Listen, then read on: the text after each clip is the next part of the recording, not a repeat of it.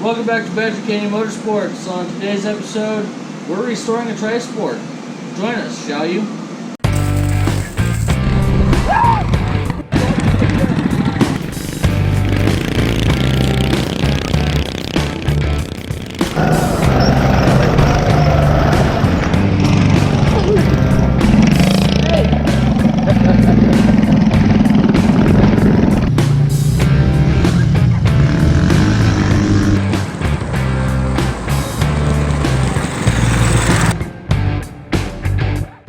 Alright, welcome back to Badger Canyon Motorsports. We're in the shop today, and this is a 1973 or 1974 Alsport Tri-Sport.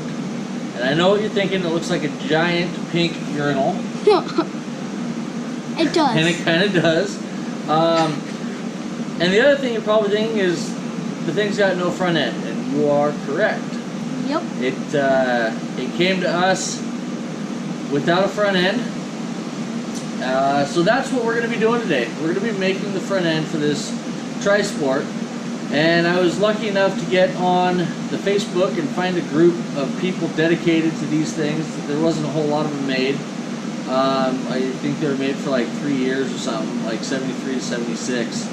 I was able to get a guy to take me some pictures with a tape measure for reference, and so we're going to be recreating the front end based off of pictures from a guy on Facebook. Forget his name. I think William.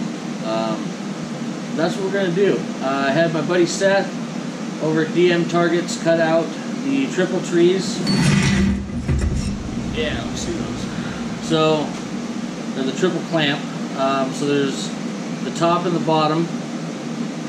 You can see the top is the smaller holes to bolt into the top of the forks and for the handlebar risers, and then of course the lower clamp is going to have the forks come up through them, and then the spot to mount through the neck tube. This neck tube we're actually going to end up cutting off. You want to hand me that other piece, Tucker, with the bearings in it? I couldn't find any with a 1/2 inch hole, but this is a 1 inch, and I couldn't find a small enough bearing and to go for the bigger bolt. So I've got a 32 millimeter outer race snap ring bearing from the big bearing store, and it's 12 millimeter on the inside, which is fine. We'll get a 12 millimeter by I think 130 millimeter bolt for it, but they fit perfectly into an 1.5 inch 120 wall mild steel tube. So that's what we're going to do, is we're going to cut this guy off, and we're going to weld this neck tube in its place and go from there. But first, before we do that, we're not going to do that first. We're going to mock up the forks. I'm going to do that before I weld it on, just to make it a little bit easier on myself. So we can mock it up on the brand new fab table, also cut out by my buddy Seth at DM Targets. Go check him out on Facebook. He makes some really cool shooting target pew-pew, mostly stuff for 22 long rifle, but he does dabble in the higher caliber stuff as well. So here is the new fabrication table. It is 36 by 47 by about 25 inches tall, I believe, and we've got an expanded metal shelf underneath there for storage, and Tucker was the first person to tack anything on it because he's learning to weld. Yeah. So step one, learn how to tack. Good job, buddy. We're gonna mock up the forks on this, and before we weld the neck onto the frame. Okay, so this is the tubing that we're going to use for the forks. It's 1 inch DOM 120 wall, so it's nice and thick and stout. This isn't the actual piece, because this one's got a little bit of a love curve in it. So I've got a new stick outside we'll have to go get and cut. But you can see these clamps fit over that guy really nice and snug. So it's going to be a real sharp fit in there, which is nice. But we're going to use half-inch bolts to go in that. I didn't get any barrel nuts. I do have a couple half-inch nuts laying around. So we're going to have to turn them down on the drill press, which we'll do here momentarily. I've got them chucked up in the press, 2 of them. We're just going to take the skinny wheel on the angle grinder and turn the drill press on, turn the angle grinder on, and turn them down until they fit in the end of that guy.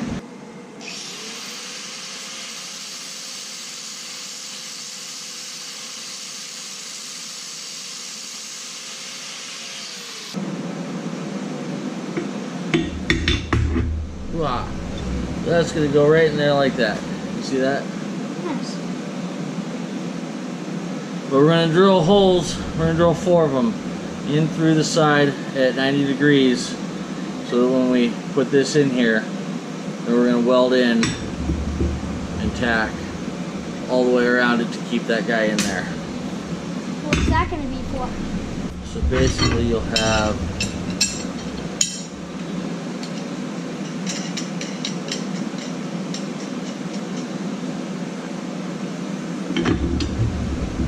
That's how it's going to be? yeah, it's going to look like that. Are these the extensions for the handlebar? These are the forks. These are going to hold. Yeah, the Springer piece, because this is a Springer front end, is going to be pivots here, and then we're going to have the shock pivot like that. So yeah, this is going to go up more. Are you going to use those shocks? Yes, I'm going to use those shocks. Yeah. All right. Well, let's get the holes drilled and the nuts welded in.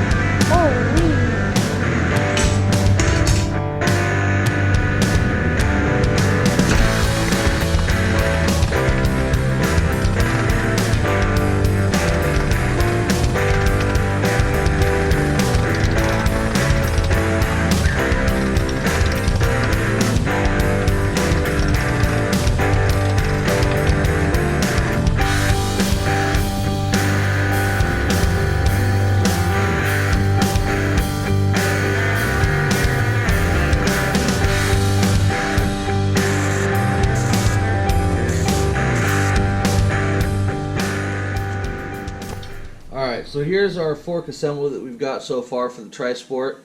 And we finally got these little guys right here. These are the fork end pivots. So these go right on in here. And we got these from our buddy Shane over at Dark Star Machine in West Richland here. He made these up for me. So then we're going to take our all thread and go right on through there, and those will get lined up and tacked in place. Okay, so we got these ends tacked on, and we've got the wheel in place just to mock up the frame height and all. And we could use this just like this, but the cool thing about these things is this is a Springer front end. So these aren't going to be for the axle, these are actually going to be for the Springer pieces to pivot on. So let's go ahead and start making those and get these fabbed up so that we can get this whole front end done. Okay, so I got a couple pieces of 1-inch box tube, 120 wall, and so I've got one hole cut in there, or drilled in there, which is going to bolt up to the pivot. So we're going to need to cut a slot out of here so that this can drop into and pivot on. And we're going to end up reinforcing the sides of this with some 1-inch 120 wall flat stock, just to beef it up. And then I got these bronze flange bushings. So inner hole is 1/2 inch, outer is 3/4, 1/2 inch. So on the reinforcement strips, those are actually going to be 3/4 inch holes, so that this will sit in here. We're going to have to cut this down to where there's 1/8 of an inch in there. Alright, so these are the reinforcement plates for the pivot arm. And I've got one hole bigger than the other, and yes, it's just a little bit offset because my drilling wasn't perfect. So we've got the flange bearings. We're going to go ahead and we're going to press these in here before we cut them. That way we can just make sure that they're flush on the back side. So let's get these pressed in and cut down.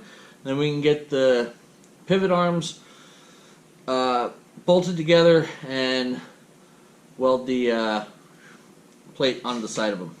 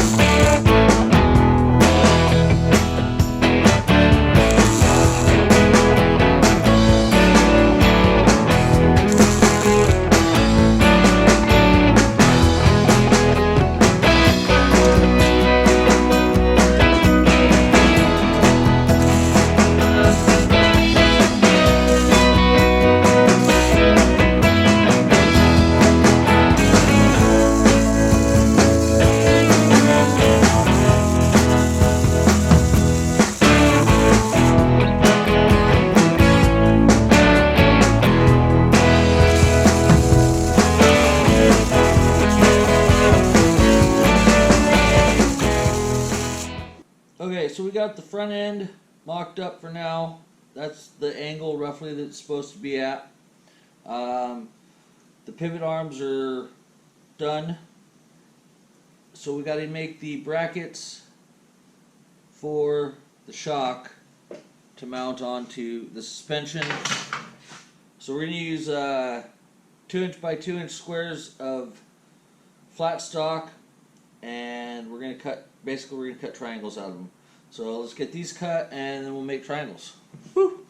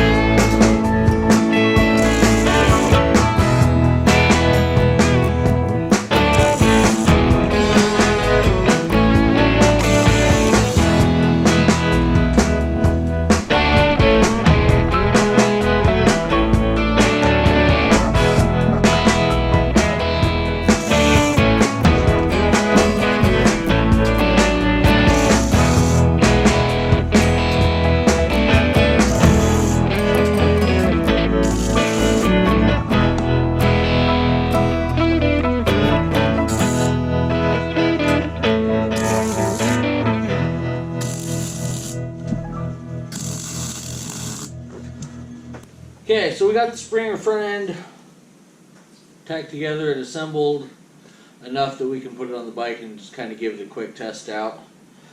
I was sitting here looking at this from this angle. It kind of reminds me of something from my childhood. If you can guess what it is, go ahead and leave it in the comments. I'll give you a hint. Blathering blatherskite. Okay, let's bolt this up. Oh.